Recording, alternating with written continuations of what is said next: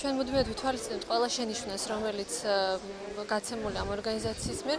ჩვენც არქიტექტურულ გეგმარებით დავალებას, როდესაც გავცემთ, აუცილებლად არქიტექტორს აძლევთ მინიშნებას, რომ აუცილებლად იყოს გათვალისწინებული შეზღუდული შესაძლებლობის პირთა საჭიროებები და მოთხოვნილებები. რაც შეეხება გამგეობის შენობას, მაშინ როდესაც მოხდა რეკონსტრუქცია, ჩამოვიდა კანცელარია პირველ სართულზე, იმისათვის რომ შეღწევადი ყოფილიყო არა მარტო შეზღუდული შესაძლებლობის პირთათვის, არამედ მოხუცებისათვის.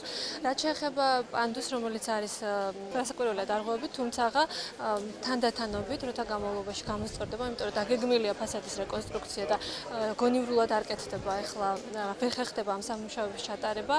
ამიტომაც მხოლოდ ევროპული სტანდარტების მორგება შეიძლება შევიძინოთ მობილური ეტლები, რომლის საშუალებითაც მოხდება გადაადგილება სხვა სართულებზე. მსროლობას ეწოდება გაიარა ეს გზა, ეს არის ერთგვარი სოლიდარობის აქცია, იმ მდგომარეობის გაზიარების და შეცნობის აქცია, რომელშიც იმყოფებიან შეზღუდული შესაძლებლობის მქონე პირები.